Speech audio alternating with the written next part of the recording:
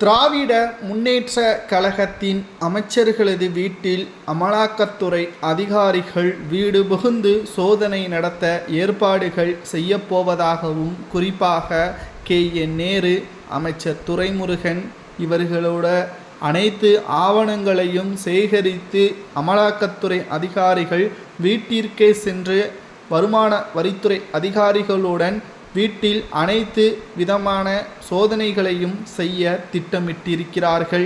சட்டசபை தேர்தல் நடைபெறுவதற்கு இன்னும் 7 மாதங்களே இருக்கக்கூடிய நிலையில் ஸ்டாலின் அவர்களுக்கு இது மிகப்பெரிய ஒரு சிக்கலை ஏற்படுத்தியுள்ளது.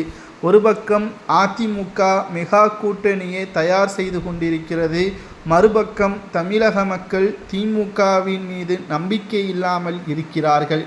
இந்த பிரச்சனைகளுக்கு நடுவில் தற்பொழுது திமுகவின் அமைச்சர்களது ஊழல் பட்டியலும் மத்திய அரசு மூலமாக அமலாக்கத்துறை அதிகாரிகளை வைத்து மக்களிடம் மீண்டும் கோபத்தை ஏற்படுத்துவதற்கு தயாராகி கொண்டிருக்கிறது.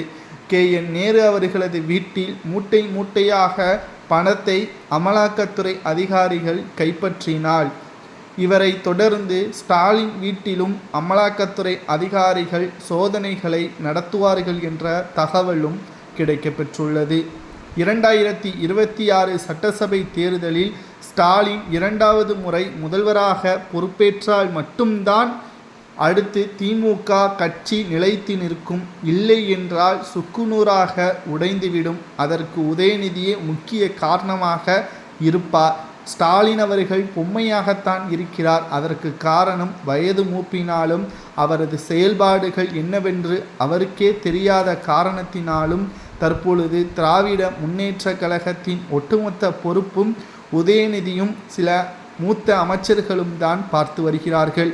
மக்களுக்கு செய்யக்கூடிய நலத்திட்ட உதவிகள் இன்னமும் கிடப்பில் கிடப்பதை மக்கள் புரிந்து கொண்டார்கள். ஆனால் ஸ்டாலினுக்கு புரியவில்லை.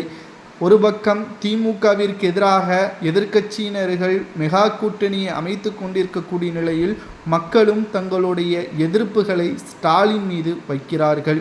இப்பேற்பட்ட சூழலில் திமுகவின் அமைச்சர்கள் வீட்டில் அமலாக்கத்துறை அதிகாரிகள் வீடு புகுந்து சோதனைகள் நடத்தி மூட்டை மூட்டையாக கருப்பு பணங்களை கைப்பற்றும் பட்சத்தில் திமுகவின் ஆட்சிக்கே மிகப்பெரிய ஒரு இழப்பாக மாறும். அதில் எந்த ஒரு மாற்று கருத்தும் கிடையாது.